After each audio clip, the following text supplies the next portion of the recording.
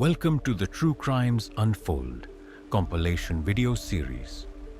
Please note that events and scenarios in this video may be graphic for some viewers. Discretion is advised. Details of the videos are taken from actual case files.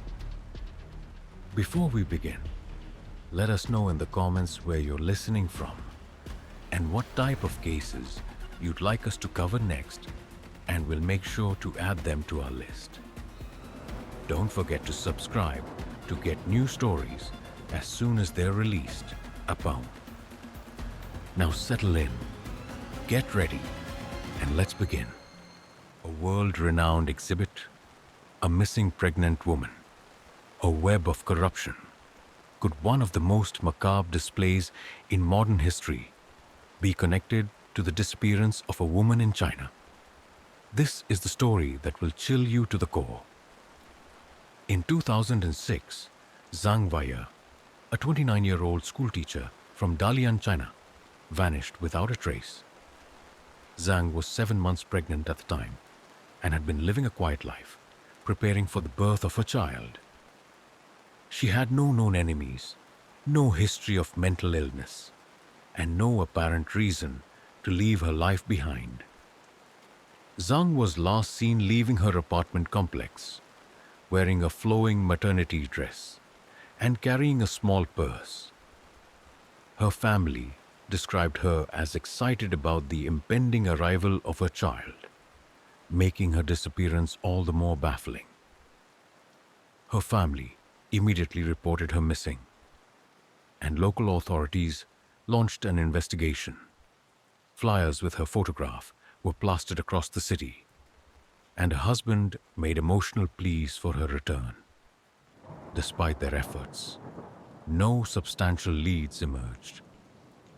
As weeks turned into months, the investigation into Zhang's disappearance stalled. Her case was quietly closed, with officials citing a lack of evidence. But for those who knew her, the lack of resolution left an aching void and troubling questions. Years later, whispers of a horrifying possibility began to surface. In a traveling Body Worlds exhibit featuring plastinated human remains, attendees were struck by one display in particular: a plastinated body of a pregnant woman, her abdomen sliced open to reveal her unborn child. The lifelike preservation was both fascinating and grotesque, raising the question: who was she? Body Worlds, created by German anatomist Gunther von Hagens, uses a process called plastination to preserve human bodies for educational purposes. However, the origins of some of these bodies have long been shrouded in controversy, with accusations of unethically sourced remains, particularly from China. Rumors began to circulate that the pregnant body in the exhibit bore a striking resemblance to Zhang Weiya. The timing of her disappearance, her physical characteristics, and her pregnancy aligned eerily with the display. The exhibit's plastination process was known to have ties to a facility in Dalian, the very city where Zhang disappeared. The facility had been authorized to use unclaimed bodies from local morgues, raising further suspicions about the origins of the exhibits. Zhang's case reopened in the minds of many, but the answers remained elusive. The potential connection between her disappearance and the plastinate body brought to light chilling questions about ethics, human rights, and corruption. While no definitive identification was ever made, the possibility that Zhang's body had been plastinate and displayed without her family's knowledge sent shockwaves through the community. Critics pointed to systemic corruption and a lack of oversight, particularly in regions like Dalian, where the powerful held sway over life and death.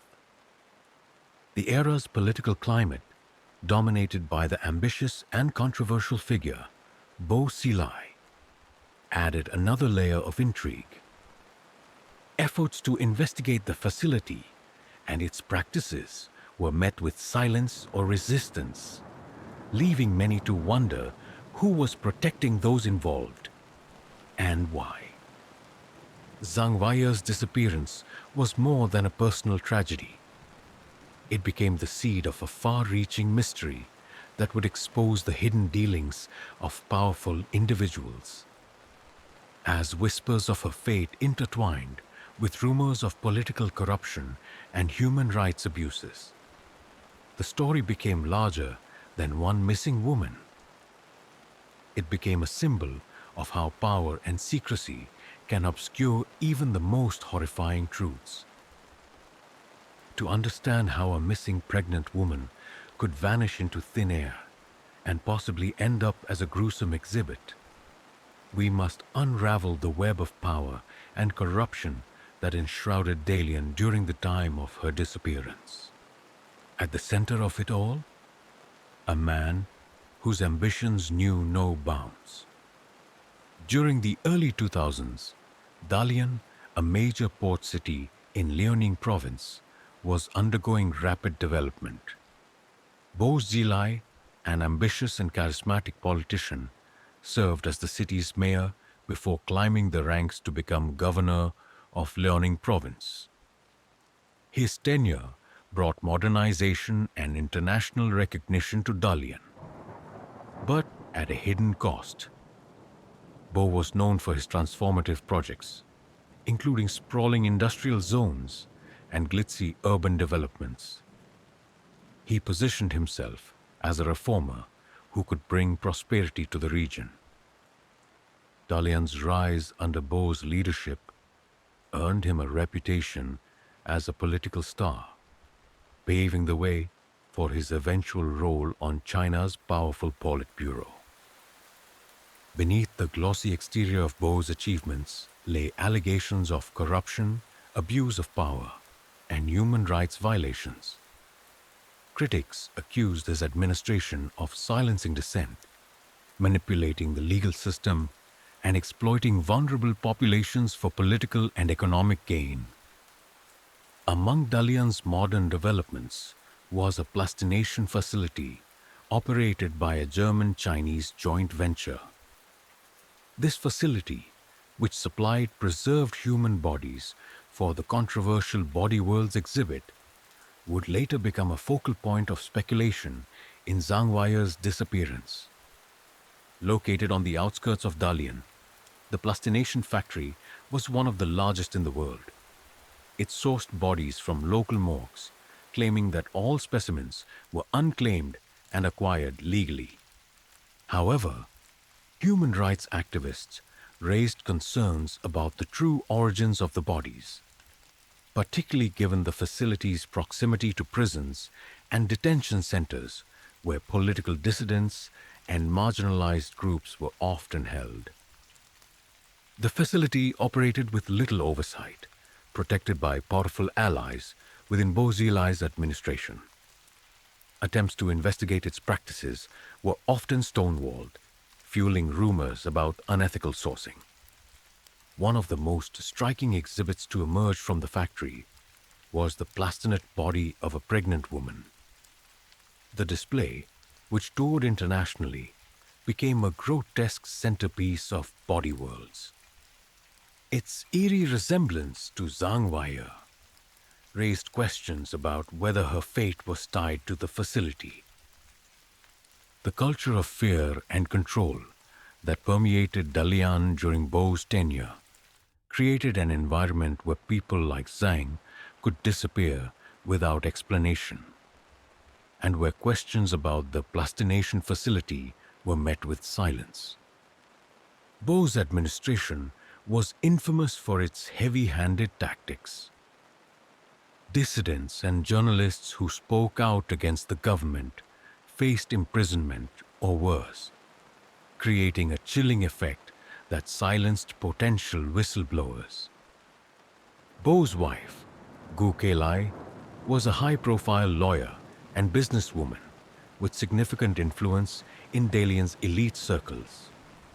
She would later be implicated in the murder of Neil Haywood, adding another layer of intrigue to the city's dark secrets. Against this backdrop, Zhang's disappearance was more than a tragic anomaly. It was a reflection of a system where the vulnerable could be exploited and discarded without consequence. As rumors about the plastination facility spread, questions arose about how a missing pregnant woman could end up as part of its gruesome exhibits. The connection between Zhang's disappearance, the plastination factory, and Bo Xilai's administration became a chilling topic of speculation. Activists speculated that Zhang's pregnancy might have made her a target for the plastination facility, given the rarity and macabre allure of a plastinate pregnant body. Some questioned whether her disappearance was facilitated, or at least ignored, by authorities operating under Bo's administration. The lack of transparency surrounding the plastination facility and its ties to powerful figures in Dalian suggested that her case might have been deliberately covered up. The intersection of Zhang's disappearance, the plastination facility, and Dalian's political climate raises more questions than answers. How could a pregnant woman vanish in a city teeming with development and surveillance? What role did Bo Xilai's administration play in shielding the truth? And most hauntingly, was Zhang's fate tied to the ambitions of those in power? As we unravel this dark web further, we turn our attention to the downfall of Bo Xilai and his wife, Gu Kelai, a political scandal that shook China to its core and may hold the key to understanding what happened to Zhang Weier. The disappearance of Zhang Weier was not just an isolated tragedy. It was part of a much larger and more sinister story. At its center was a couple who ruled Dalian with unchecked power, Bo Xilai and Gu Kelai. Their ambitions brought wealth and prestige to the city.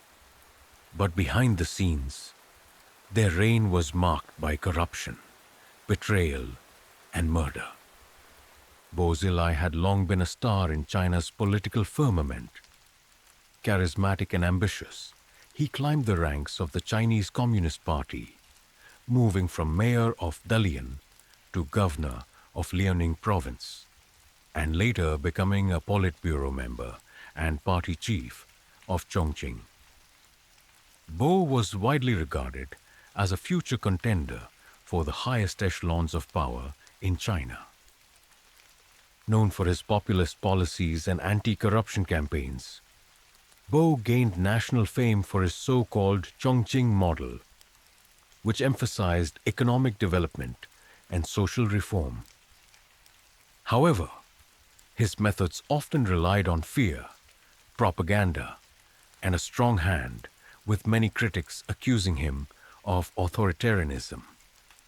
Beneath the surface, Bo's administration was rife with corruption. From Dalian to Chongqing, his allies and associates benefited from under-the-table deals, while dissenters were silenced or disappeared. While Bo Xilai dominated public life, his wife, Gu Kelai, was a force to be reckoned with behind the scenes. A high-profile lawyer and businesswoman, Gu was instrumental in managing the family's finances and maintaining their grip on power. Gu cultivated relationships with wealthy and influential figures, both in China and abroad. She managed the family's substantial assets, which were allegedly funneled into overseas accounts through a network of shell companies. One of Gu's key connections was Neil Haywood, a British businessman who acted as an intermediary in the couple's financial dealings. This relationship, however, would prove to be their undoing. In November 2011, Neil Haywood was found dead in a hotel room in Chongqing. While the official cause of death was initially ruled as alcohol poisoning, rumors quickly spread that Haywood had been murdered and that Gu Kelai was responsible.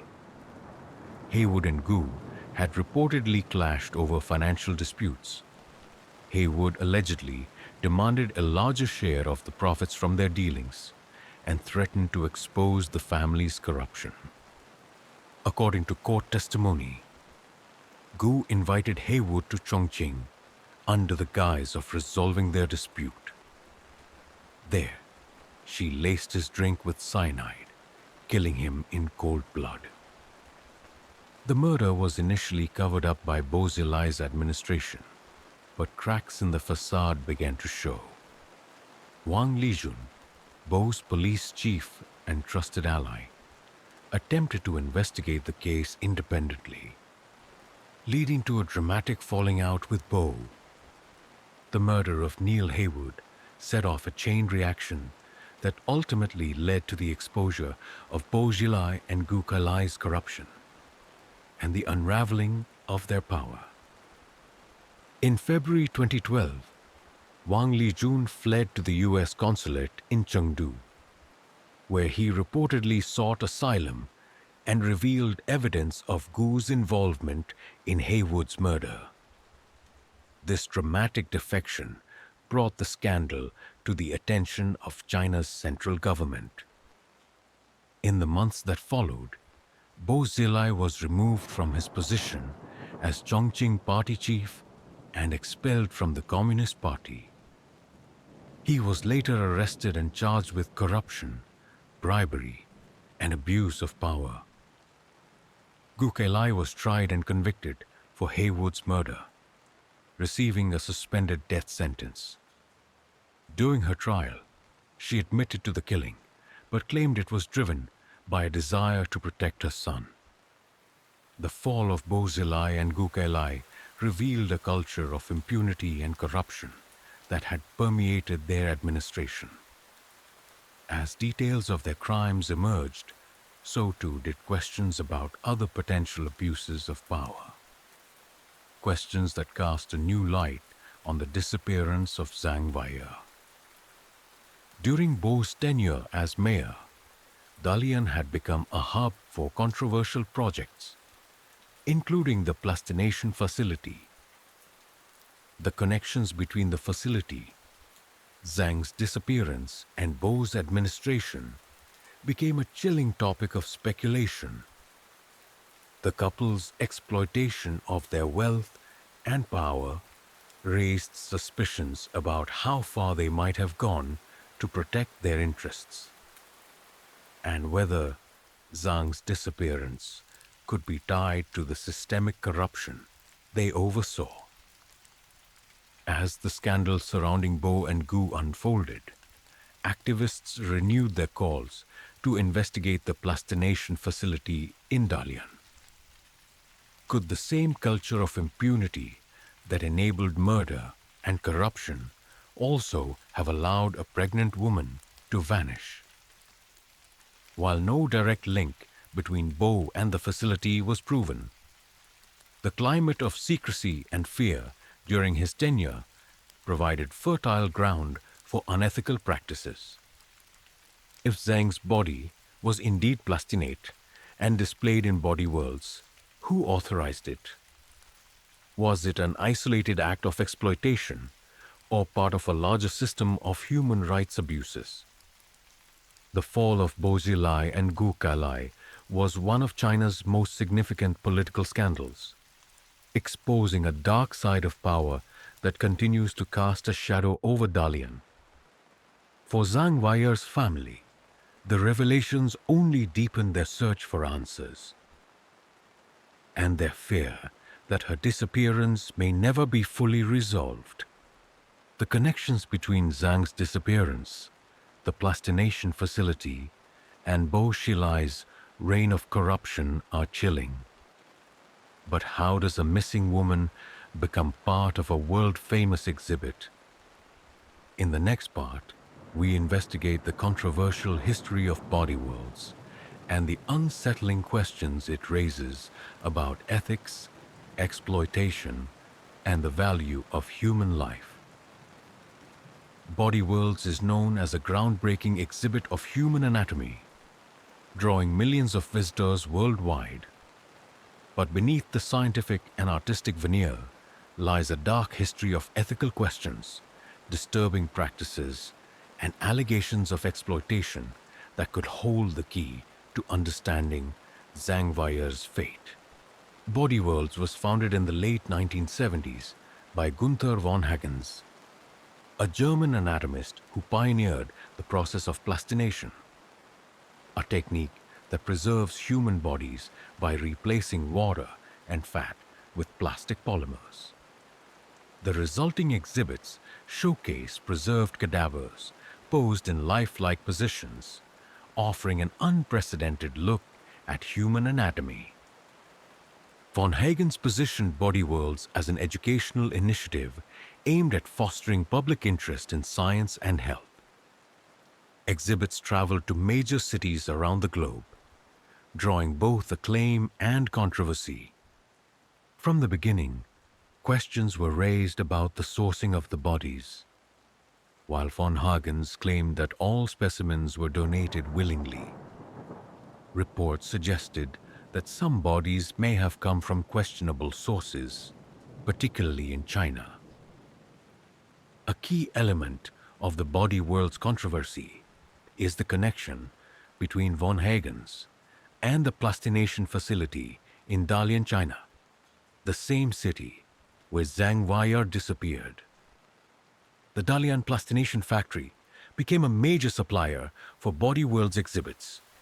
It was touted as a state-of-the-art facility capable of producing high-quality plastinate specimens on an industrial scale.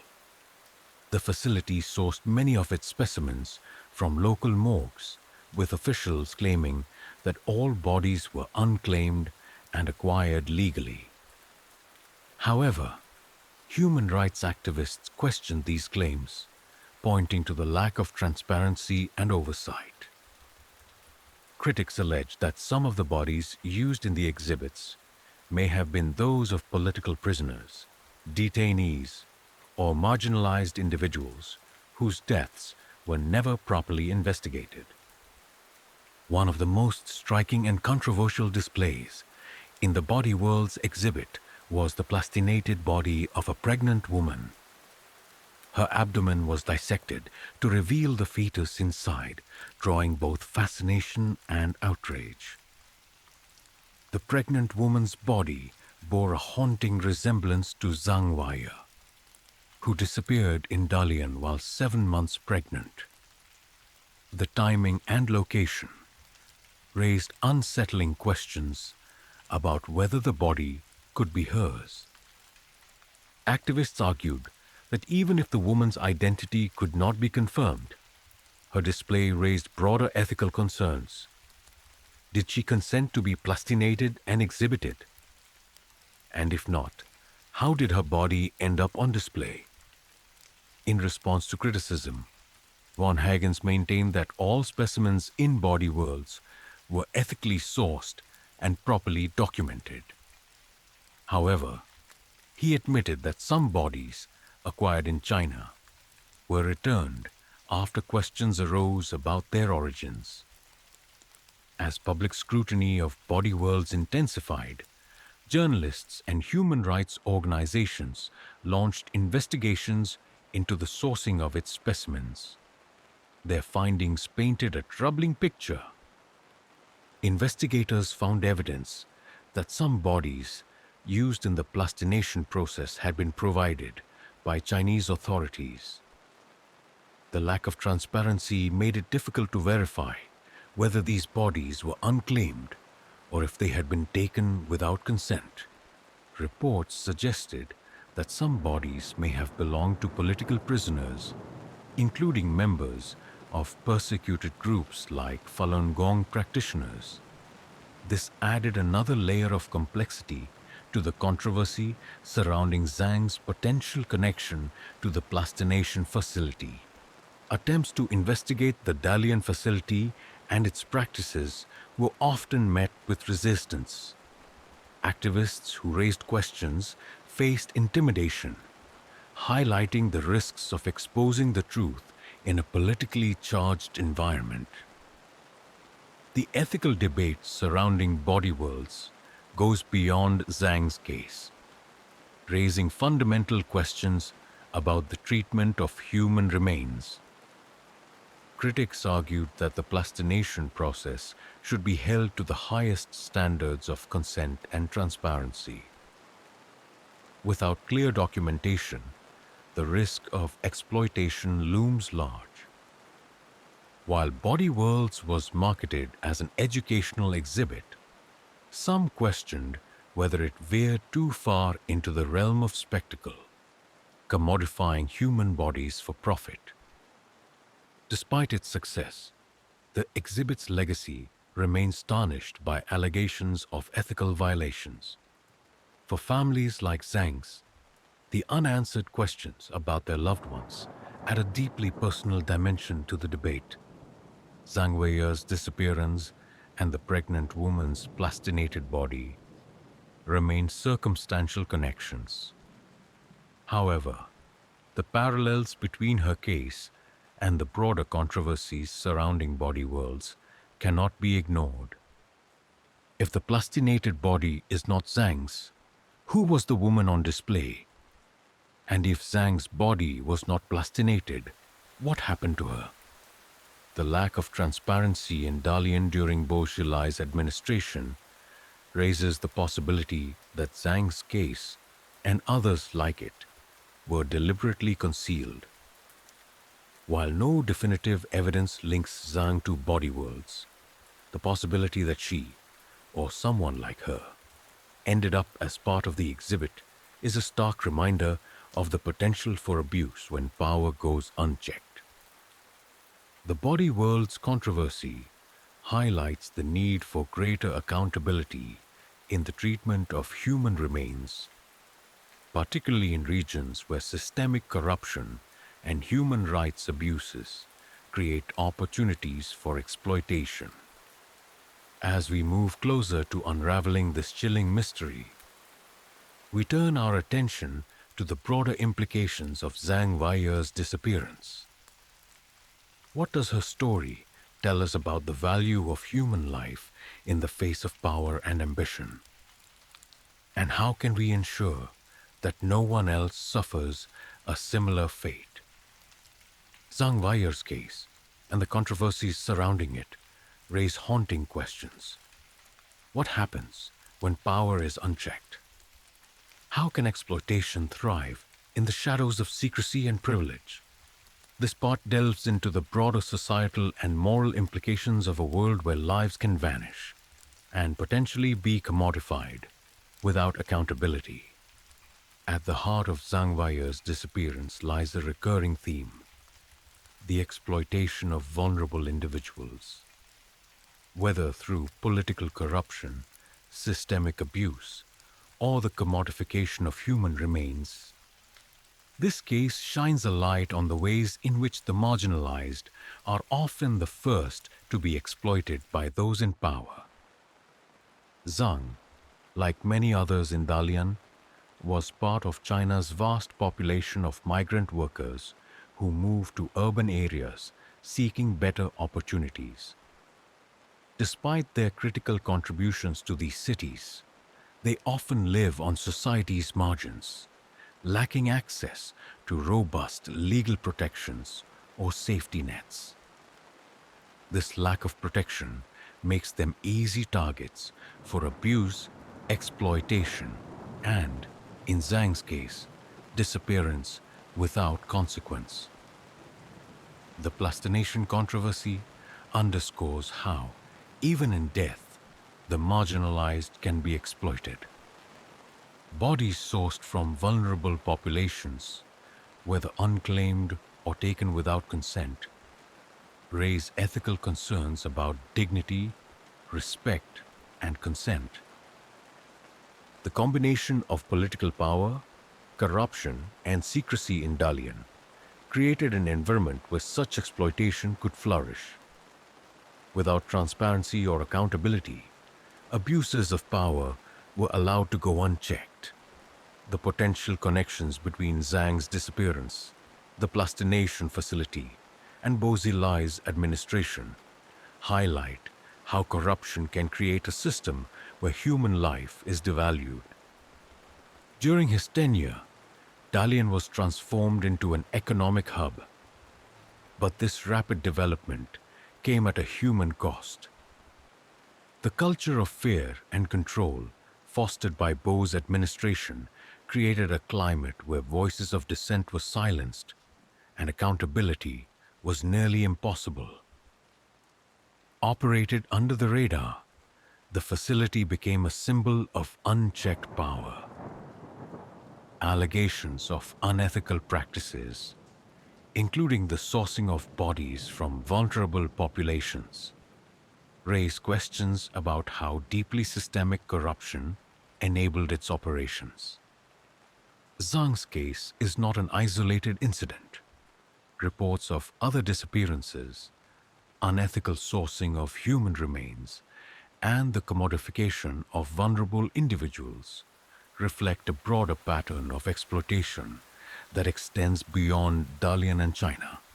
For families like Zhang's, the pain of a missing loved one is compounded by the lack of closure and the possibility of exploitation. The inability to find answers leaves a void that no amount of time can fill. For Zhang's family, the years since her disappearance have been marked by grief, frustration, and unanswered questions. The possibility that her body could have been plastinated and displayed without their knowledge adds another layer of trauma. Families of the missing often face immense challenges in seeking justice. The stigma of marginalization, combined with systemic failures and political resistance, makes it nearly impossible to uncover the truth.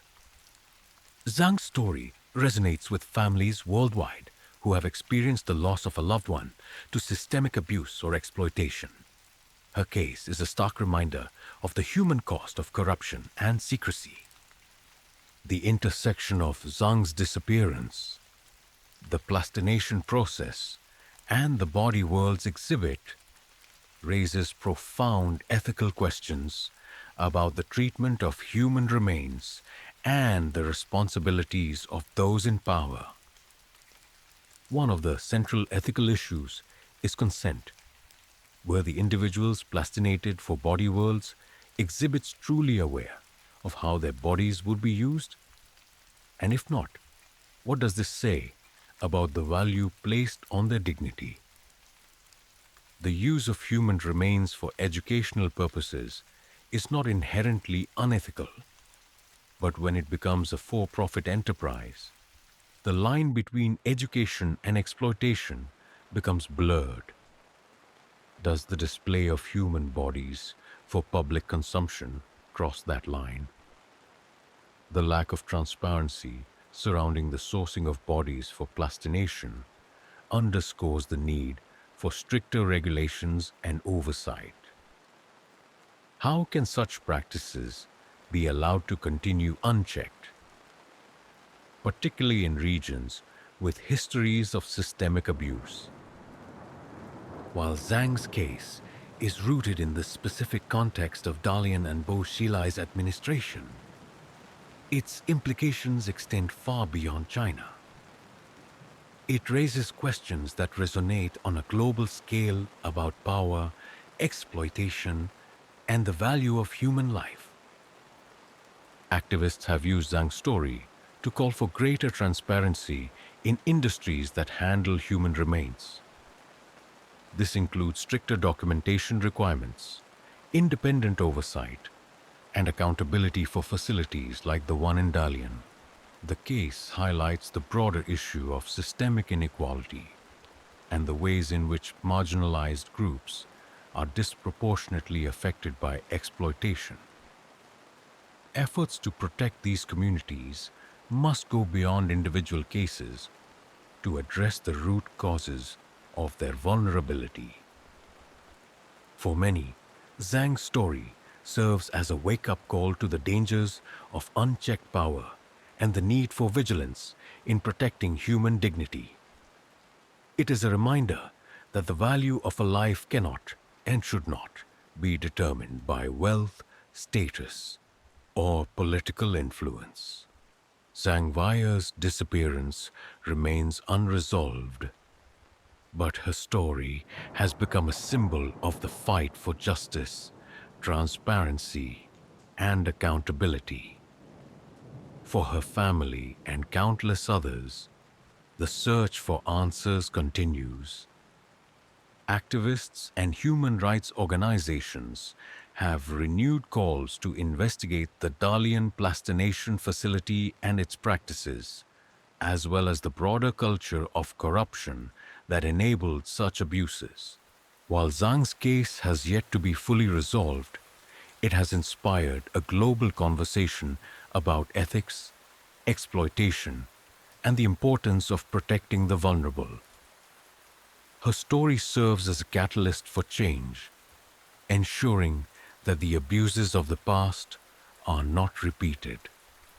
As we reflect on Zhang Wei's story, we are left with haunting questions. How do we value human life in a world driven by power and profit? And what can be done to ensure that no one else suffers the same fate? In the final part of this series, we explore the lasting impact of this case and the lessons it holds for all of us. Zhang Wei's disappearance, the controversies surrounding body worlds, and the shadow of political corruption have left an indelible mark on how we perceive power, ethics, and humanity. Her story is not just a mystery, it's a mirror reflecting the systemic failures and societal values that allowed such horrors to unfold. What can we learn from her tragedy, and how do we ensure her legacy brings about meaningful change? Zhang Wei's case stands as a chilling reminder of the vulnerabilities that arise when human dignity is overshadowed by power, profit, and secrecy. While her story is deeply rooted in the political and societal climate of Dalian under Bo Xilai, its implications are universal. Cases like Zhang's reveal a global pattern of exploitation where marginalized individuals are disproportionately affected by systemic corruption and unchecked authority. The controversies surrounding body worlds highlight the need for global standards in the treatment of human remains, ensuring that dignity and consent are prioritized. The struggle to uncover the truth about Zhang's fate underscores the fragility of justice in environments dominated by fear and control. Her case serves as a stark reminder of the importance of transparency, accountability, and advocacy. Zhang's story has sparked international conversations about ethics, human rights, and the responsibilities of those in power. It has become a rallying cry for activists demanding systemic reform and protection for the vulnerable. For Zhang's family, the search for answers remains ongoing. Their pain and determination reflect the broader fight for accountability in cases of exploitation and abuse. Human rights organizations have used Zhang's story to push for investigations into the Dalian plastination facility and similar operations worldwide. Their efforts aim to uncover the truth about Zhang's fate and prevent future abuses.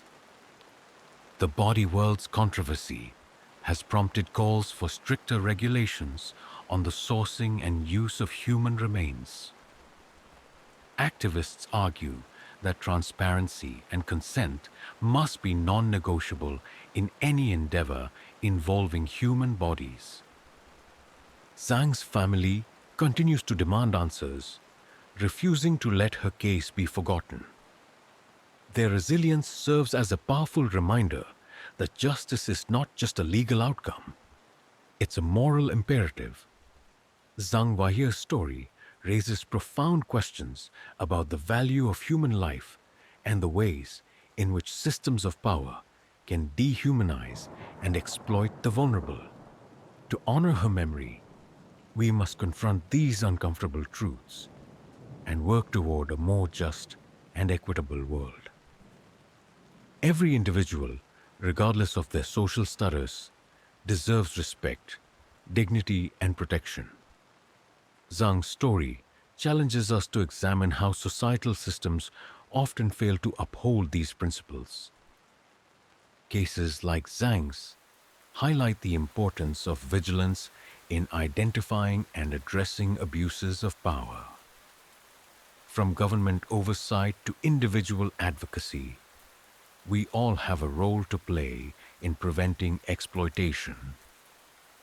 The secrecy surrounding Zhang's disappearance and the operations of the Dalian plastination facility underscores the need for transparency in all systems, whether governmental, industrial, or social. While Zhang's fate remains uncertain, her story has left a lasting impact on the global conversation about ethics, human rights, and justice. Her legacy is one of resilience, advocacy, and the pursuit of truth. Zhang's case has inspired a new generation of activists fighting for the rights of marginalized individuals and demanding accountability from those in power. The controversies surrounding her disappearance and the plastination industry have led to renewed efforts to implement stricter regulations and ensure that human dignity is never compromised. Zhang's story reminds us of the importance of remembering those who have been silenced. By keeping her name alive, we honor not only her life, but also the lives of countless others who have faced similar fates. Zhang Weih's story is both a tragedy and a call to action. It challenges us to confront the systems that allow exploitation to thrive and to advocate for a world where every life is valued and protected. Her disappearance may never be fully explained, but the lessons it holds are clear. We may never know the full truth about what happened to Zhang Wei, but her story has revealed a deeper truth about the fragility of human dignity in the face of power and corruption. It is up to all of us to ensure that her legacy is one of change, justice, and hope for a better future. Thank you for joining us on this journey into one of the most haunting and mysterious cases of our time. Let Zhang Wei's story remind us that behind every statistic and headline is a human life, and that it is our collective responsibility to ensure no one is forgotten. What would you do if you stopped a van for a routine inspection and uncovered something straight out of a nightmare? In a quiet province in China, law enforcement stumbled upon a horrifying secret: a van transporting what appeared to be a lifeless body. But this wasn't just any crime scene. It was the gateway to a darker, deeply rooted tradition turned sinister. It began like any other day for the local traffic police in Shaanxi province, a region known more for its coal mines than its chilling crimes. On a dusty rural road, officers flagged down a suspicious white van. The driver seemed uneasy, his hands trembling as he fumbled for his paperwork. That's when the officers decided to take a closer look. Inside, the officers found a large sack bound tightly with rope. The metallic stench of death hung in the air, and as they peeled back the layers, they revealed a lifeless human body, rigid and cold, with pale skin betraying its time in the grip of death. At first glance, It seemed like the smuggling of a corpse for burial. A crime not uncommon in rural China. But why was the body so carefully concealed? And where was it being taken? What began as a simple inspection had opened the door to a chilling investigation. The driver, a man later identified only as Ma, was immediately taken into custody. His interrogation revealed a horrifying truth that shocked even the most seasoned investigators. This was no ordinary corpse transport. Ma had been running a human trafficking operation, selling bodies for an ancient ritual that had taken a gruesome turn in modern times. Ma confessed that the body in the van was meant to be sold for a ghost marriage, a ritual rooted in Chinese tradition. He wasn't just smuggling the dead. He was actively sourcing live victims to meet the demand. Ma's operation targeted vulnerable women, particularly those with mental illnesses or no family to protect them. He would lure them with promises of food or work, only to end their lives and sell their bodies to desperate families seeking a bride for their deceased sons. To understand the scale of Ma's crimes, we need to delve into the tradition of ghost marriages, a practice with ancient roots in Chinese culture. For centuries, families have believed that if an unmarried man dies, he risks spending eternity alone in the afterlife. A ghost marriage ensures companionship and peace for the deceased. Ghost marriages date back over 2,000 years to the Han Dynasty. Originally, they involved symbolic ceremonies or burials with objects representing a bride. Over time, however, the practice evolved to include the actual burial of human remains. While ghost marriages declined in urbanized parts of China, they remained prevalent in rural areas, especially in patriarchal regions where family honor and ancestral rights hold deep importance. The imbalance caused by the one-child policy and a cultural preference for sons exacerbated the demand for ghost marriages. With fewer women available, families often turned to extreme measures to secure a bride for their deceased sons. What was once a sacred tradition had turned into a lucrative black market trade. The moral and spiritual underpinnings of the ritual were corrupted by criminals like Ma, who saw an opportunity to exploit the grieving for financial gain. The discovery of the van and Ma's confession was just the start. Investigators soon uncovered a sprawling network of human trafficking, corruption, and cultural exploitation. Ma wasn't working alone. He was part of a larger syndicate that supplied bodies for ghost marriages across multiple provinces. His arrest led to the identification of other traffickers, brokers, and even complicit officials who turned a blind eye to the trade. What began as a single case unraveled into a systemic problem, with hundreds of victims disappearing from vulnerable communities. Each body represented a life stolen, a person reduced to a commodity in a market driven by grief and superstition. The gruesome discovery of Ma's van sent shockwaves across China and beyond. For many, it was a wake-up call to the dark underbelly of a tradition that had been twisted into something monstrous. As investigators delved deeper into Ma's operation, they uncovered stories of unimaginable cruelty, greed, and exploitation. How did this ancient tradition become a thriving criminal enterprise? And what does this case reveal about the intersection of culture, power, and human rights? Behind every crime is a victim, And behind every victim is a story. Ma's gruesome operation preyed on the most vulnerable members of society, stealing not only their lives but also their dignity. In this part, we uncover the stories of those who became commodities in a horrifying trade and the system that failed to protect them. Ma's operation didn't just rely on the demand for ghost marriages. It thrived on a calculated strategy to target women who were least likely to be missed or protected. His victims were chosen for their vulnerability, making them easy prey in a system that offered little recourse for their safety.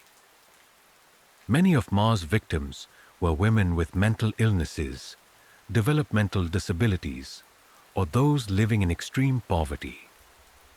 Isolated from their communities and often without family support, these women had no one to advocate for them. In some cases, the women were homeless or already in precarious living situations. Ma offered them food, shelter, or the promise of employment, luring them into his trap. Ma knew that authorities were unlikely to prioritize investigations into the disappearances of women from marginalized backgrounds.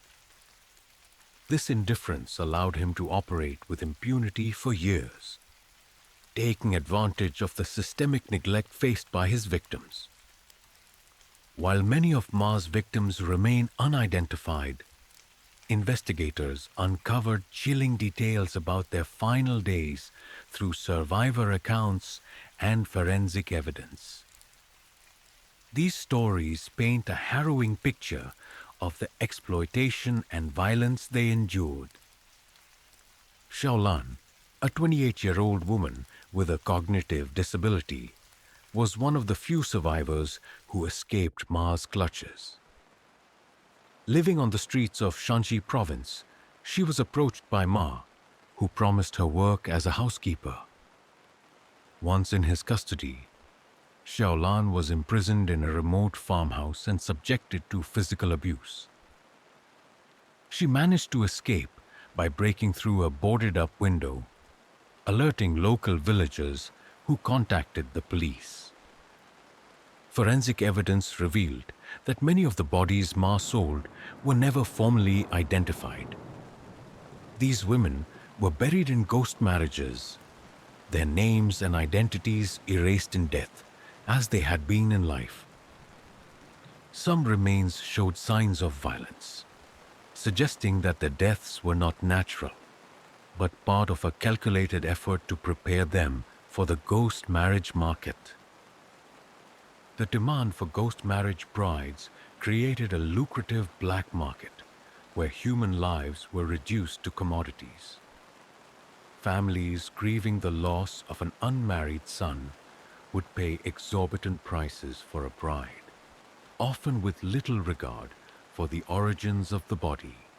A single body could fetch anywhere from 50,000 to 100,000 yuan, approximately $7,000 to $15,000. Depending on its condition and the perceived suitability of the bride. The desperation of grieving families, combined with the cultural importance of fulfilling ghost marriage rituals, drove the market to extremes. Ma worked with a network of brokers who acted as intermediaries between traffickers and families. These brokers maintained an air of legitimacy, often presenting the bodies as those of women who had died naturally and willingly agreed to participate in a ghost marriage. The once sacred ritual of ghost marriages was corrupted into a profit-driven enterprise. What was once a symbolic act of honoring the dead had become a grotesque business that dehumanized the living. The thriving trade in ghost marriage brides highlights systemic failures that allowed this exploitation to persist. From the neglect of vulnerable populations to the complicity of local authorities, the system failed to protect the women who became victims of this horrifying trade. The women targeted by Ma were often invisible to society, disconnected from families, unsupported by social services, and overlooked by law enforcement. Their disappearances went unnoticed or uninvestigated. Investigators later uncovered evidence of corruption among local officials, some of whom were paid bribes to ignore Ma's activities. Others were reluctant to pursue cases involving vulnerable women, viewing them as less deserving of justice. The taboo nature of ghost marriages and the stigma surrounding the victims created a culture of silence that enabled the trade to thrive. Families seeking brides were often unwilling to question the origins of the bodies they purchased, and communities turned a blind eye to the trafficking networks. The true cost of Ma's crimes cannot be measured in won or statistics. It is found in the lives lost, the families torn apart, and the haunting legacy of a tradition turned dark. Many of Ma's victims will never be named, their lives reduced to anonymous figures in a criminal enterprise. Their erasure in death reflects the systemic neglect they faced in life. While Ma's victims were often isolated, some had families who never stopped searching for them. These families are left with unanswered questions and the pain of never knowing their loved ones' fates.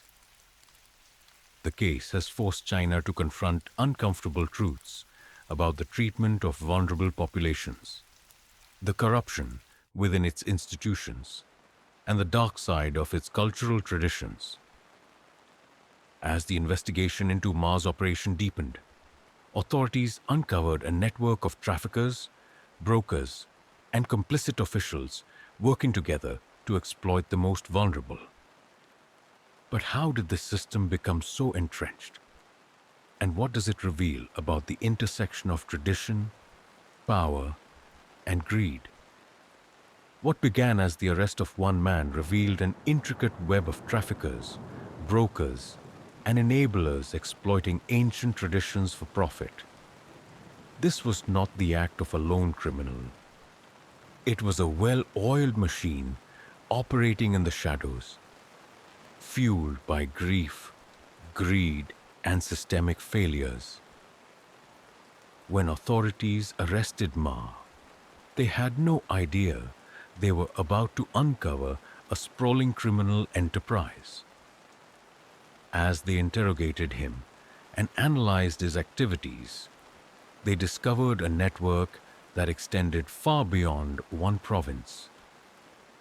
Central to the operation were brokers who acted as middlemen between traffickers and grieving families. These individuals maintained an air of respectability, often posing as legitimate agents, helping families fulfill the cultural obligations of ghost marriages. Brokers used elaborate cover stories, claiming the bodies were voluntarily donated by women who had died naturally. They handled the negotiations and ensured the smooth delivery of the corpses, all while pocketing significant profits. Ma was just one of many traffickers who sourced bodies for the ghost marriage market.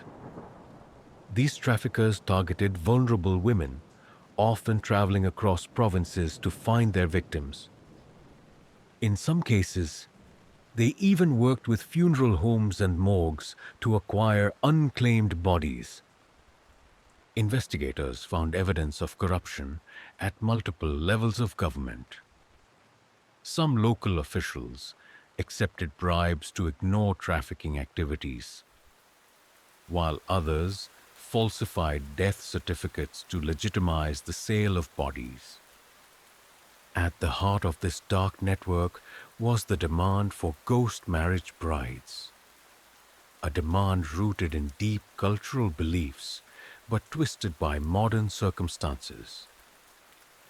In traditional Chinese beliefs, an unmarried man who dies is thought to face loneliness and unrest in the afterlife. A ghost marriage ensures he has a companion, bringing peace to his spirit and honor to his family.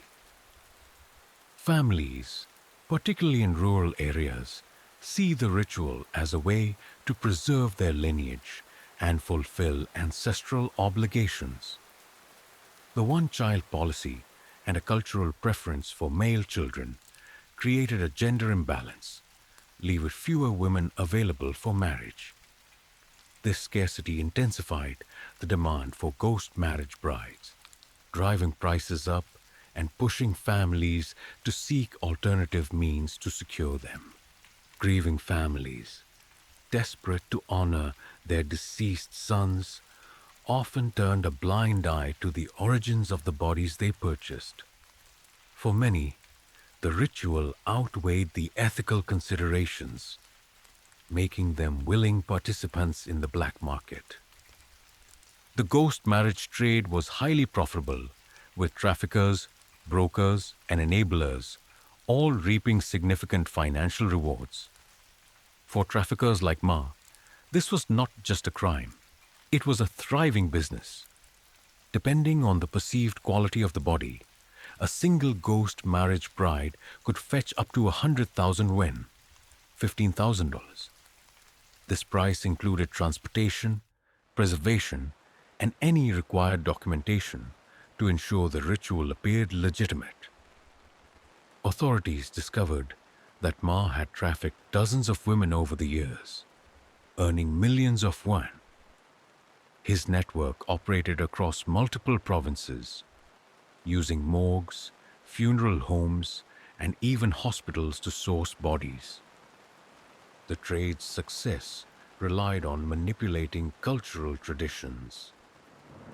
Traffickers and brokers played on families' grief and the social pressure to fulfill ghost marriage rituals, turning a sacred practice into a financial transaction. As the investigation deepened, it became clear that the ghost marriage trade was not an isolated issue. It was a symptom of broader systemic problems. The women targeted by traffickers were often from marginalized communities with little access to protection or support. This neglect made them easy targets for exploitation. The involvement of officials, funeral home employees, and morgue workers highlighted how corruption enabled the trade to flourish. Without accountability, traffickers operated with impunity. The absence of strict regulations around the handling of unclaimed bodies created opportunities for abuse. In some cases, traffickers were able to acquire bodies through legal loopholes or falsified documents, while the ghost marriage trade generated significant profits for its participants. The human cost was immeasurable. Every body sold represented a life stolen, a family devastated, and a tradition corrupted. The women trafficked by Ma and his network were stripped of their dignity, both in life and in death. Their stories, often erased from public records, serve as a haunting reminder of the exploitation faced by vulnerable individuals. While some families willingly participated in the trade, others unknowingly became part of the network. The realization that their grief had been exploited for profit added another layer of pain to their loss. The ghost marriage trade tarnished the reputation of a practice deeply rooted in Chinese culture. For many, it raised uncomfortable questions about the intersection of tradition, ethics, and modernity. The arrest of Ma was just the beginning. Authorities launched a nationwide crackdown on the ghost marriage trade, targeting traffickers, brokers, and complicit officials. Dozens of individuals were arrested in connection with the trade, including morgue workers, brokers, and local officials. Ma's testimony helped investigators map out the network and dismantle its operations. In response to the scandal, the Chinese government introduced stricter regulations around the handling of unclaimed bodies and increased penalties for human trafficking. The case sparked widespread outrage and debate, forcing China to confront the darker side of its cultural traditions and the systemic failures that allowed the trade to thrive. As investigators dismantled Ma's network, they uncovered stories of corruption, complicity, and unimaginable greed. But the question remains, how did this trade thrive for so long without detection? The ghost marriage trade didn't thrive in isolation. It was nurtured by a web of systemic failures that allowed traffickers like Ma to operate with near impunity. From cultural pressures to corruption and neglect, we explore how this horrifying market was able to flourish in modern China. The tradition of ghost marriages, rooted in ancient Chinese beliefs, created the foundation for this dark trade. While the practice itself was not inherently exploitative, modern pressures and societal expectations twisted it into a grotesque business. Ghost marriages are meant to ensure peace for the dead and preserve family honor. In rural areas, where tradition holds immense sway, families feel obligated to fulfill these rituals, regardless of cost or ethical concerns. The fear of societal judgment often drove families to the black market, where traffickers promised quick and discreet solutions. Decades of the one-child policy and a cultural preference for male children created a severe gender imbalance in China, leaving fewer women available for marriage.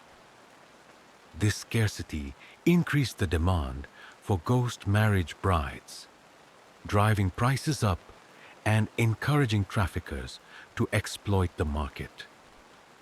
For grieving families, the pain of losing a loved one, especially an unmarried son, made them vulnerable to manipulation. Brokers preyed on this desperation, using cultural beliefs as leverage to justify exorbitant prices and unethical practices. While cultural pressures created demand, systemic corruption allowed the trade to thrive unchecked. Traffickers like Ma relied on a network of complicit individuals to carry out their operations. Investigators uncovered evidence of local officials accepting bribes to overlook suspicious activities.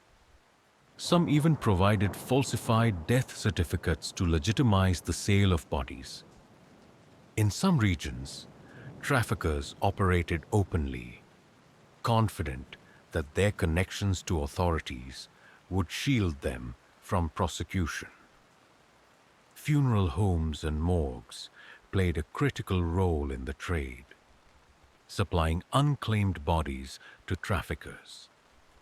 In some cases, employees were paid to look the other way or actively participated in falsifying documentation.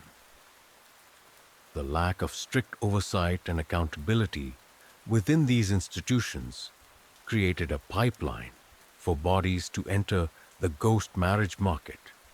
Even when irregularities were noticed, few were willing to speak out. The fear of retaliation, combined with the taboo nature of ghost marriages, discouraged whistleblowers from coming forward. The women targeted by traffickers were often from the most marginalized communities in society, women who had already been failed by the system in life and were further exploited in death. Many victims were homeless, mentally ill, or living in extreme poverty.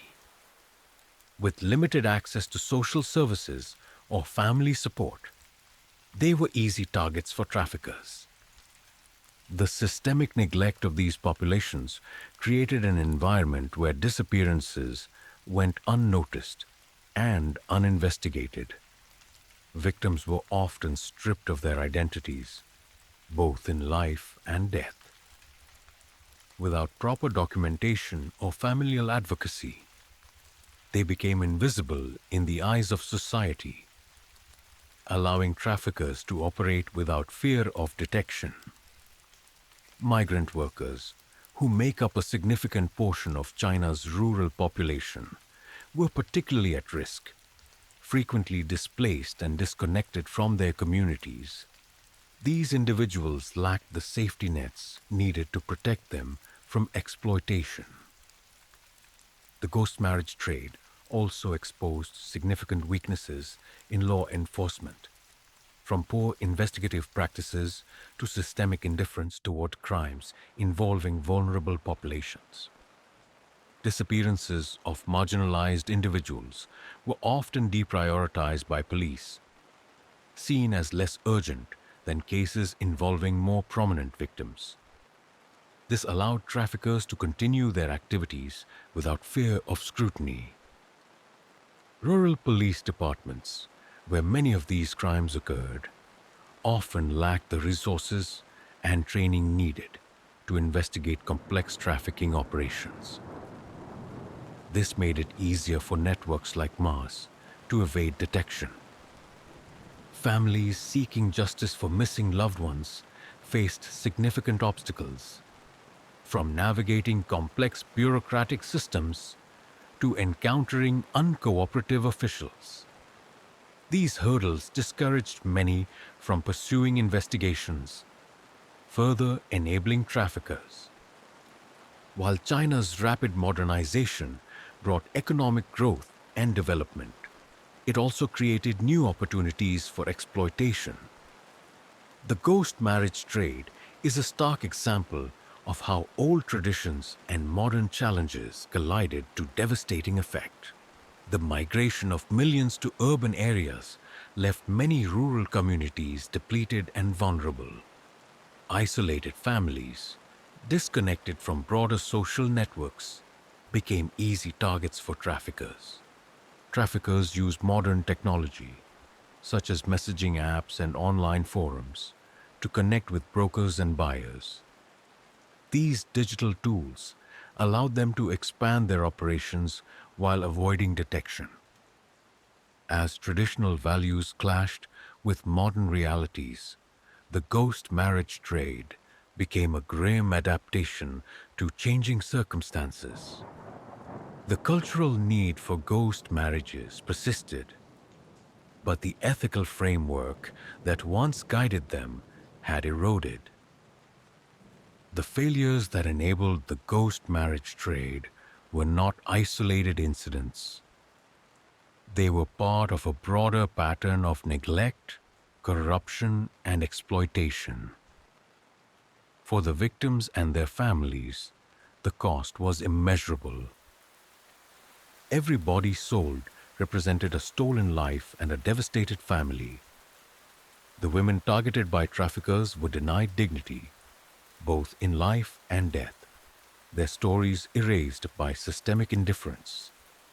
The ghost marriage trade corrupted a once sacred ritual, turning it into a symbol of greed and exploitation.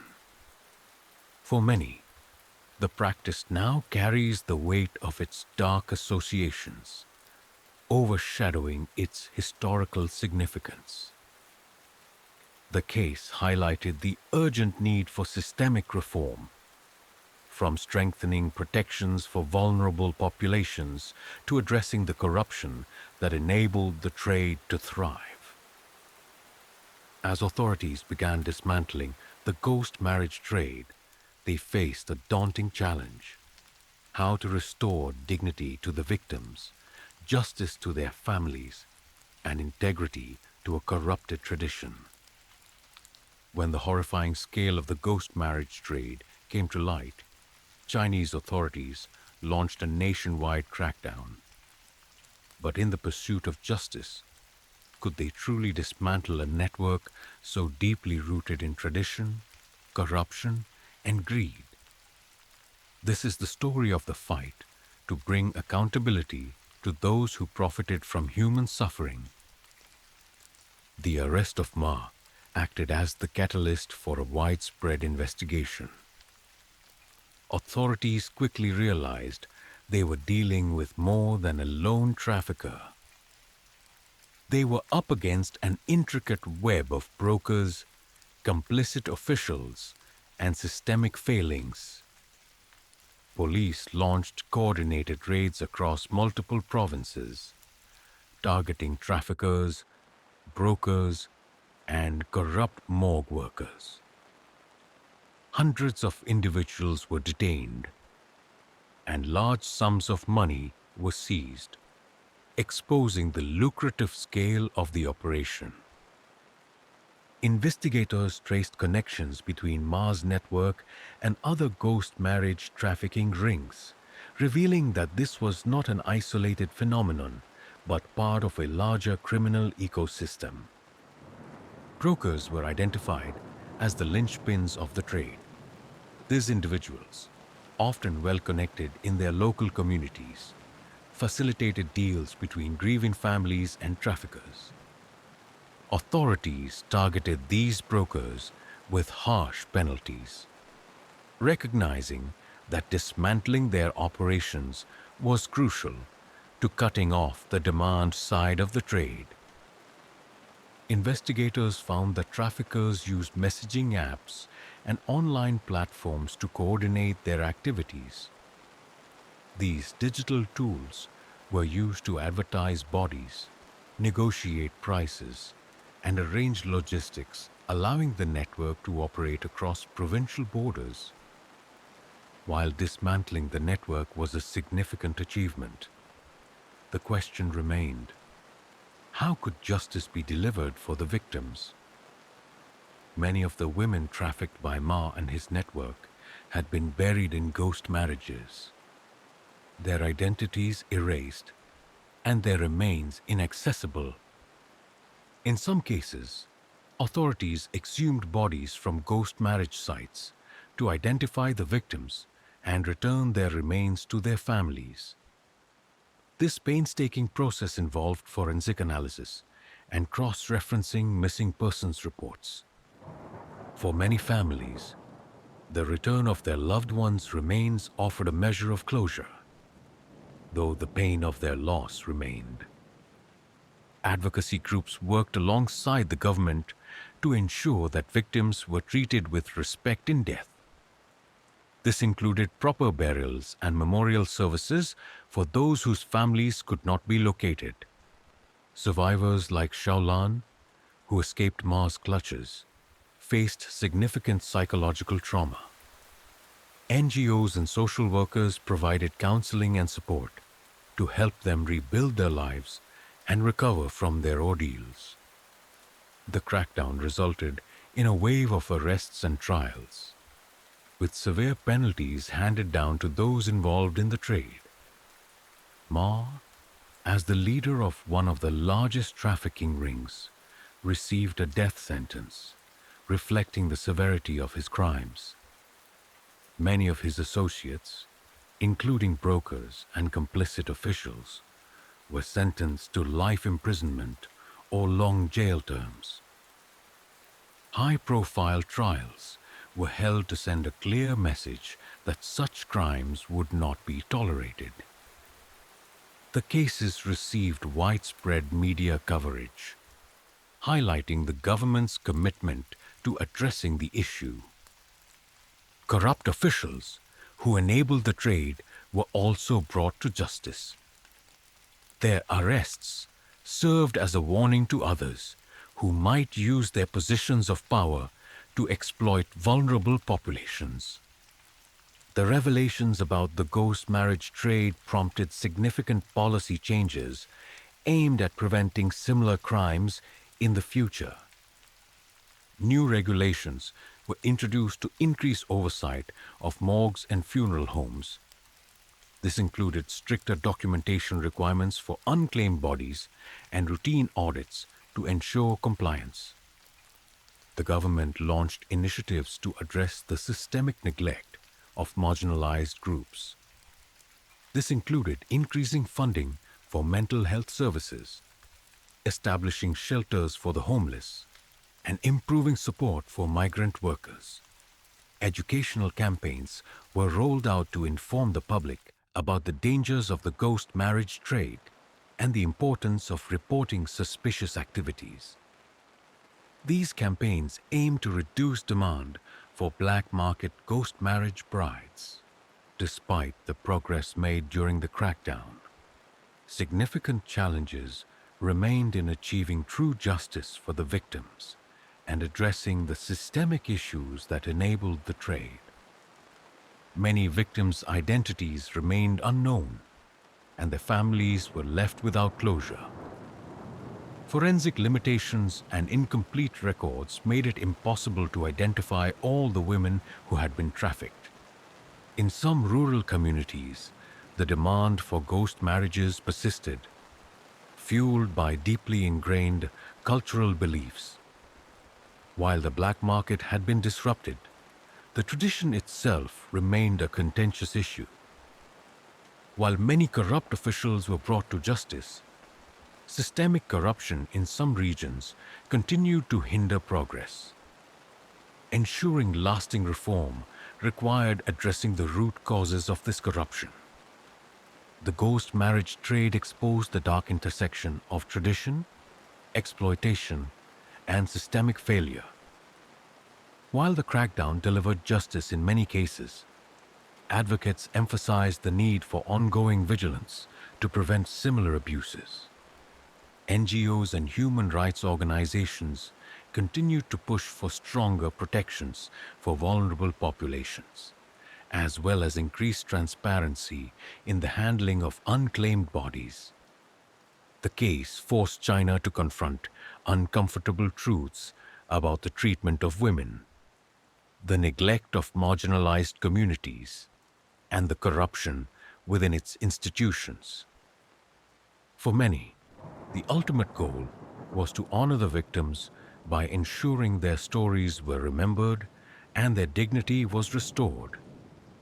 This included building memorials and sharing their stories to raise awareness of the broader issues at play.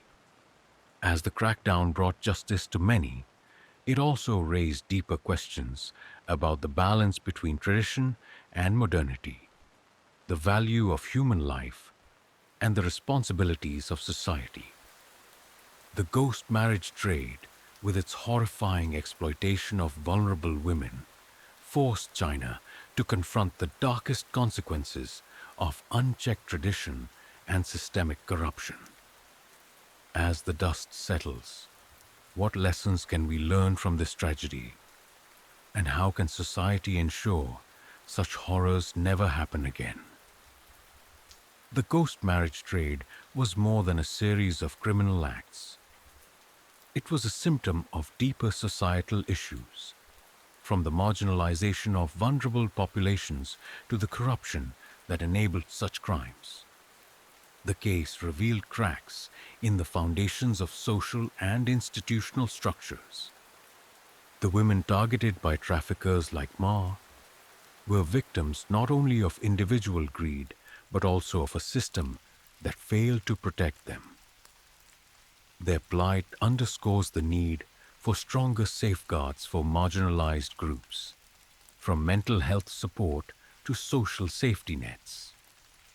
The complicity of officials, morgue workers, and brokers highlights the devastating impact of corruption. The ghost marriage trade thrived because those in power turned a blind eye or directly benefited from the exploitation. The case serves as a stark reminder of how cultural traditions, when left unchecked or exploited, can become tools for harm. Without accountability, even sacred practices can be twisted into vehicles for greed and cruelty. Ghost marriages have been a part of Chinese culture for centuries, offering solace and peace to grieving families. However, the corruption of this ritual into a black market trade raises important questions about the intersection of tradition and modernity. Many have called for a re-evaluation of ghost marriages, advocating for symbolic or spiritual alternatives that do not require human remains. This shift would allow families to honor their traditions without contributing to exploitative markets. Educating the public about the dangers of the ghost marriage trade and the ethical issues surrounding it is crucial.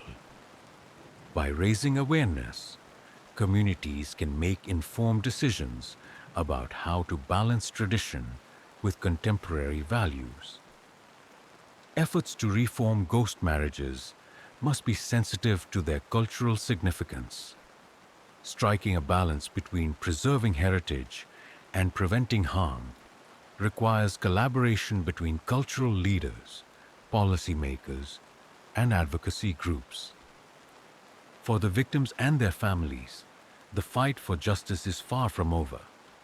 While the crackdown brought many perpetrators to justice, the systemic issues that enabled the trade remain deeply entrenched. Advocacy groups have called for memorials and public recognition of the women who were exploited and killed in the ghost marriage trade. These initiatives aim to restore dignity to the victims and ensure their stories are not forgotten. Survivors of trafficking, like Shaolan, require ongoing support to rebuild their lives. Providing counseling, financial assistance, and legal aid is essential to help them heal and move forward. Continued vigilance is needed to hold officials and institutions accountable for their role in enabling the trade. Addressing corruption and strengthening oversight will be key to preventing future exploitation. While the ghost marriage trade is rooted in Chinese tradition, its lessons resonate globally.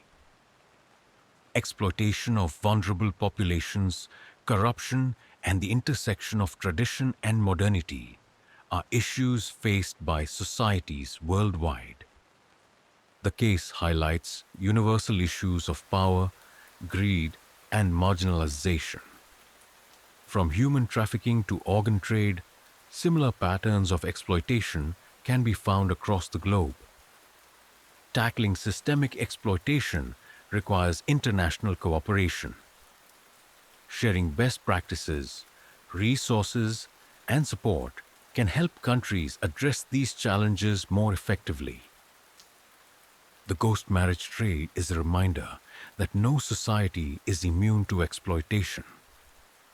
It is a call to action for governments, communities, and individuals to protect the vulnerable and uphold human dignity.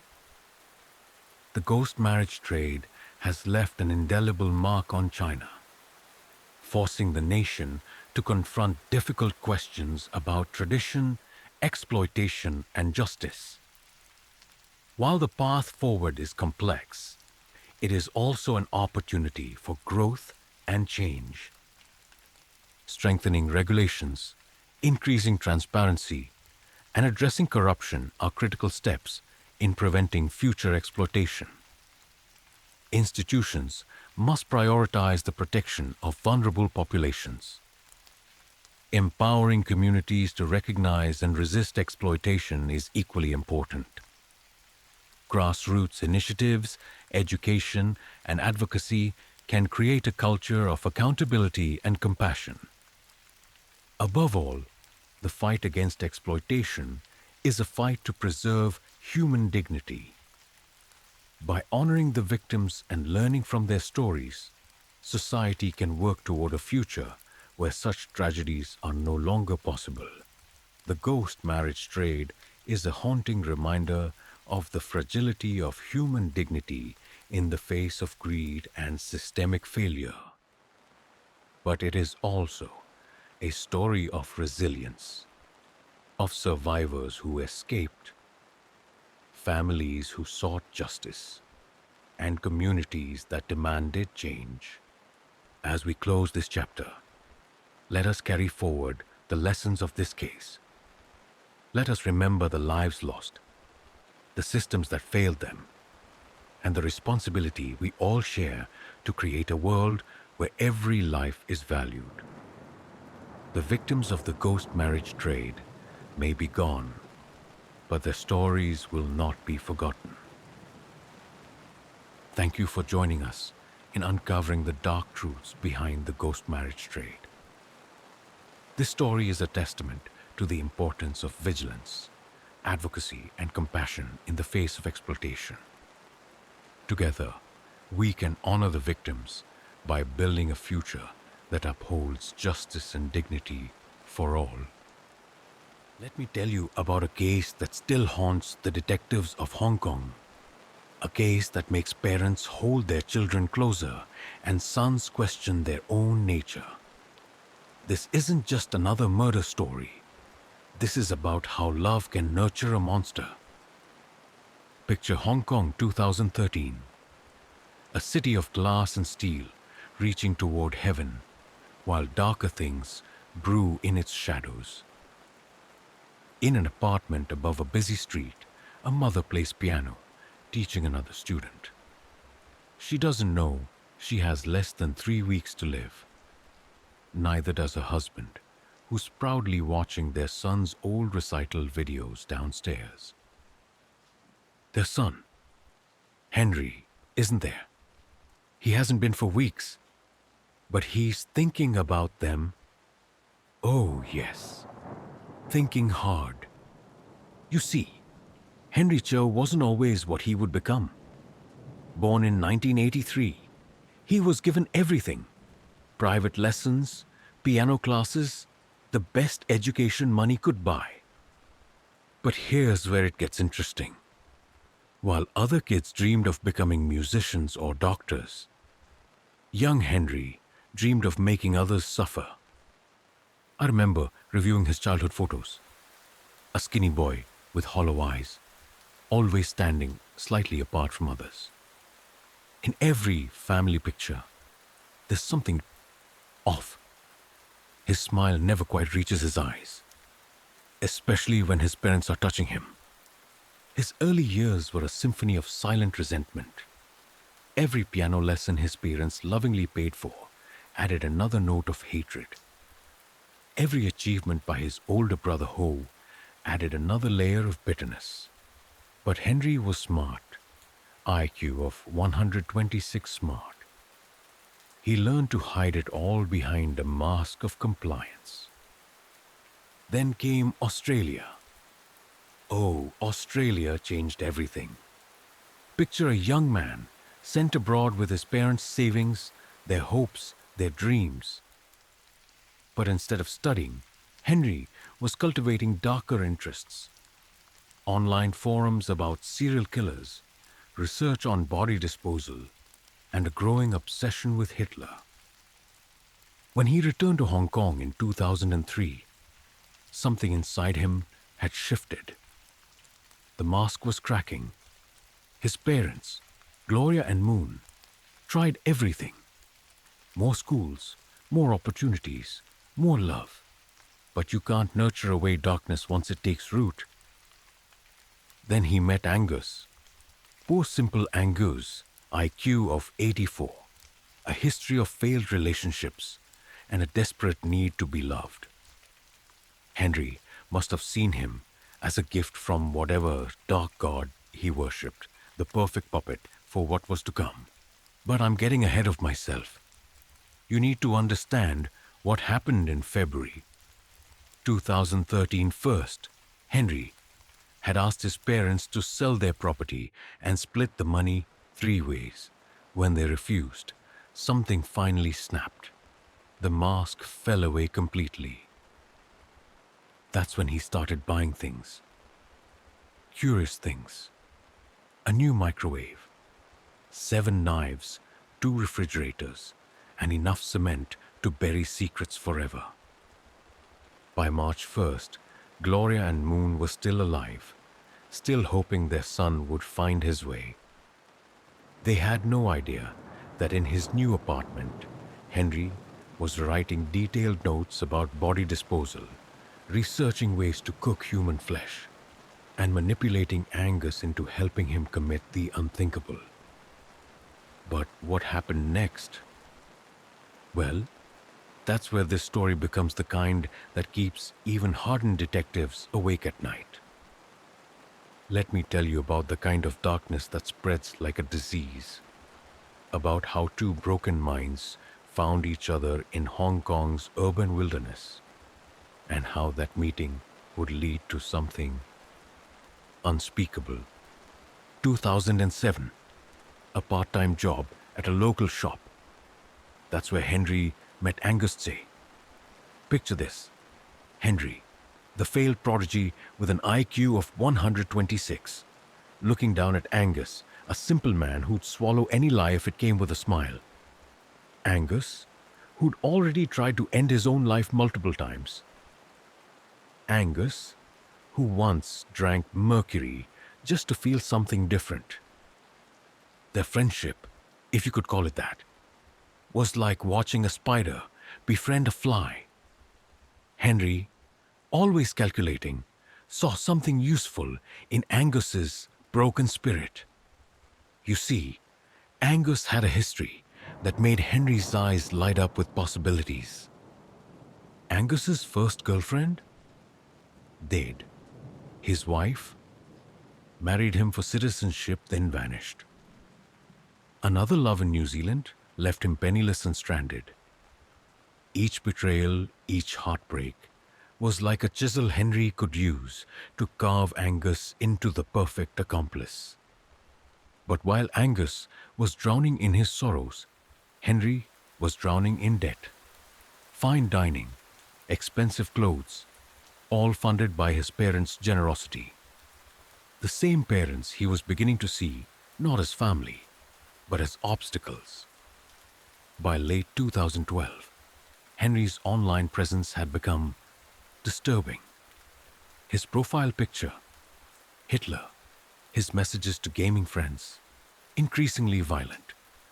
He'd tell them, "I'm a psychopath." They thought he was joking. No one's laughing now. Let me show you how deep the rabbit hole went.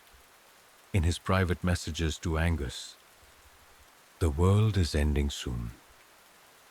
We need to prepare. My parents are the source of all my failures.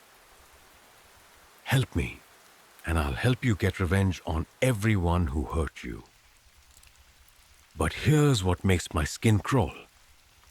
While manipulating Angus, Henry maintained a perfect mask at home. He'd eat dinner with his parents, accept their money, smile at their concerns, all while researching things that would make your blood freeze. February 2013. The breaking point. Picture this scene. Henry, standing in his parents' living room, demanding they sell everything and give him his share. Gloria and Moon, 63 and 65 years old, finally seeing the monster they'd unknowingly nurtured. They refuse. They ask him to leave. He does leave, but not before making a promise to himself. In the weeks that followed, Henry's preparations began. But he wasn't just planning murder. He was composing what he called his masterpiece. Each purchase carefully considered, 7 specific knives, a new microwave, 2 refrigerators, industrial cleaning supplies, cement and sand. And Angus, he watched it all, helped carry the supplies, never questioning why anyone would need these particular items. Or maybe he did question, but Henry's hold was too strong. After all, Henry had promised to kill Angus's mother if he didn't help. But the most chilling part? During these preparations, Henry was texting his brother Ho, assuring him everything was fine with their parents. He was updating his social media with normal posts. He was, in every way, living 2 lives. And in his new apartment, in a notebook hidden under Angus's mattress, Henry was writing detailed instructions, not just about murder, but about what would come after, about how to process his parents. The last normal day for Gloria and Moon was approaching. The last time they would wake up, make breakfast, teach their music lessons. The last time they would worry about their troubled son. There's something particularly chilling about premeditation, about the kind of mind that can plan a parent's murder with the same precision others use to plan a birthday party. What I'm about to tell you, no, it changes how you look at family photos forever. March 1st, 2013, a date that would become infamous in Hong Kong's history. The city's neon lights flickered as usual, but in a small apartment, Henry Chow was making his final preparations. Let me show you his shopping list. Found later by police: plastic sheets, industrial cleaning products, extra large trash bags, salt, so much salt, a meat grinder, Tupperware containers, hundreds of them. Each item had its purpose in his twisted masterpiece. But here's what keeps me awake at night. He bought these things in different stores, at different times, paying cash, always smiling at the cashiers, always polite. Meanwhile, his text messages to Angus grew more disturbing. After we free ourselves from them, we'll be reborn. The world is ending anyway. We're just speeding things up. Think of it as solving a puzzle. Each piece has its place. But the real horror was in his Google searches. How long does a body take to cool? Best temperature for meat preservation. How to remove blood from tiles. Industrial cleaners that destroy DNA. How to mask cooking smells from neighbors. In his diary, later found beneath Angus's mattress, Henry had drawn detailed diagrams. The bathroom was marked as processing room. The kitchen became storage. Every step was planned, every possibility considered. The plan was simple in its brutality. 1. Invite parents to see his new life. 2. Serve them drug tea. 3. Wait for sleep. 4. Begin the transformation. But Henry wanted them conscious at the end. Wanted them to know it was their son who... He told Angus it would be quick, clean, professional, but the notebook revealed other plans. Pages of meticulous notes about prolonging the experience, about making them understand their contribution to his rebirth. On February 28th, Henry made the call. Mother, father, I want to show you how well I'm doing. Come visit tomorrow. I'll make lunch. They were so happy to hear from him. So proud that their son was finally taking responsibility. Gloria even bought new clothes for the occasion. The night before, Henry sent one last text to his online gaming friends. Tomorrow, I become who I was meant to be. They thought he meant a job interview. In the apartment, everything was ready. Bathroom lined with plastic. Tools laid out in precise order. Containers labeled and dated. Cement mixed in the corner. New refrigerators humming empty, waiting. And in the kitchen, Henry was preparing tea. Special tea. The last drink his parents would ever taste. But something went wrong. The plan, so perfect on paper, wouldn't unfold as written. You see, love, even toxic love, has a way of complicating things. And Gloria and Moon's love for their son, it would make everything so much worse. As March 1st dawned, Henry sent one final message to Angus. Today, we become gods. The next 24 hours would reveal what kind of gods they chose to be. There are some crime scenes that change investigators forever. Moments that make veteran detectives question everything they know about human nature. What happened in that Hong Kong apartment on March 1st, 2013? It was one of those scenes. 11:30 a.m. Gloria and Moon Chow climbed the stairs to their son's apartment. They're dressed in their best clothes. Gloria in a new dress. Moon wearing the tie his son gave him years ago. They carry bags of groceries, still trying to take care of their boy. Henry greets them with a smile that doesn't reach his eyes. The apartment is spotless. Too spotless. Like a surgeon's table before an operation. What the parents don't see. The bathroom lined with plastic sheets. 7 knives arranged by size in the kitchen drawer. 2 empty refrigerators, temperatures precisely set. Hundreds of Tupperware containers, neatly stacked. A notebook under Angus's mattress, filled with unthinkable instructions. Henry serves tea, special tea. Tells them about his plans, his future. They're so proud, so hopeful. They don't notice the bitter aftertaste, don't see their son watching them, counting the minutes. But something goes wrong. Moon doesn't fall asleep. The tea isn't strong enough. He realizes something's wrong when Henry pulls out the first knife. What happened next? Deep breath. The neighbors later reported hearing what they thought was furniture being moved. Heavy thuds, muffled sounds.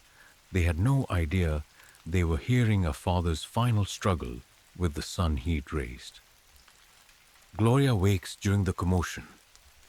Her last sight is a son standing over her husband, knife raised. Her last words, "Henry, please, we love you." But love had no place in that apartment anymore. The processing, as Henry clinically called it in his notes, took hours. Each step methodical, as if he were following a cookbook from hell. The microwave ran all night. The new refrigerators filled slowly. The bathroom floor collected rivers of red. And Henry took notes. From his notebook, step 1, complete. Parents have contributed to my rebirth. Step 2, processing efficiently, no waste. Step 3, preservation begins, must maintain optimal temperature. But the most chilling detail, between steps, Henry ordered takeout, sat watching TV, posted normal messages on social media, as if nothing had changed. The neighbors noticed strange cooking smells. Someone called to complain. The police came, knocked, left. If they had only looked harder. Over the next week, Henry and Angus worked in shifts, methodically cleaning, preserving, disposing. The cement they'd bought mixed with sand, creating heavy blocks to weight down what they couldn't process. And the Tupperware containers? They filled over 600 of them, stacked them neatly, labeled them like leftovers from a family dinner. But Henry made mistakes. Missed drops of blood behind the toilet. Forgot about Google's search history. Left his notebook under the mattress. And most importantly, he talked. In a WhatsApp group, High on his accomplishment, Henry began to boast, started sharing details that only the killer could know. Someone in that chat had a conscience, made a call, and on March 15th, 2013, when police finally entered that apartment, they found a scene that would haunt Hong Kong's nightmares for years to come. They say every horror story needs an ending, but some endings, they're just new beginnings for the nightmares that follow. March 15th, 2013. The police raid reveals a scene that defies comprehension. A microwave coated with rendered human fat. Over 600 labeled containers of processed remains. 2 refrigerators holding unspeakable contents. A bathroom that would make Dahmer proud. And under a mattress, a notebook detailing it all. The detectives who entered first. I've seen hardened cops break down crying, just trying to describe what they found. But it wasn't just what they saw. It was the clinical precision of it all. The organization, the labels, the notes. Let me read you from Henry's notebook. Found at the scene. Day 1. Liberation achieved. Parents have served their final purpose. Day 3. Processing continues. Efficiency improving. Day 7. Storage solutions optimal. Ready for phase 2. During interrogation, Henry was different. He spoke about the murders like he was describing a cooking show, calm, methodical, proud. But here's what chills me most. His plans for phase 2.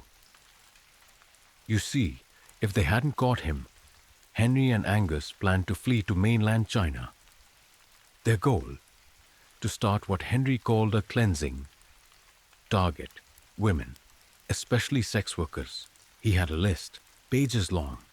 The psychological evaluation revealed something unexpected. Henry wasn't insane, at least not legally. His IQ of 126 had served him well in planning every detail. He knew exactly what he was doing. The court proceedings began in 2014. But here's where it gets interesting. 2 jurors had to be replaced. They couldn't handle the evidence, couldn't sleep after seeing the photos. The trial was delayed until 2015. During the trial, Henry spoke of liberation and rebirth. He claimed the world was ending anyway, that he had done his parents a favor. Angus broke on the stand, told everything. How Henry had manipulated him, threatened his mother, used his mental weakness. But Henry, he sat there smiling, like he was watching a play he had written. The verdict came on March 20th, 2015. Henry Chow, life imprisonment plus 9 years and 4 months. Angus, 1 year for obstruction, time served. But here's the truly haunting part. In prison, Henry hasn't changed. He writes letters to Angus, still manipulating, still planning. The guards have found drawings in his cell, detailed plans for what he calls his grand finale. And Angus? After release, he helped another inmate end his life. Some people never learn to resist manipulation. The case became so infamous that Hong Kong made 2 TV episodes and a film about it. But they couldn't show the worst parts. Some horrors are better left untold. Gloria and Moon Chow wanted their son to be successful, to be happy. They gave him everything: love, education, support, and in return, he gave them, well, Today, that apartment building still stands. New tenants live there. But the neighbors say on quiet nights they can smell cooking. And sometimes, just sometimes, they hear a piano playing. The most terrifying part of the story isn't what Henry did. It's that somewhere out there, right now, another parent is raising another Henry. Another monster is taking shape, hidden behind a mask of normalcy. And they won't know. Not until it's too late.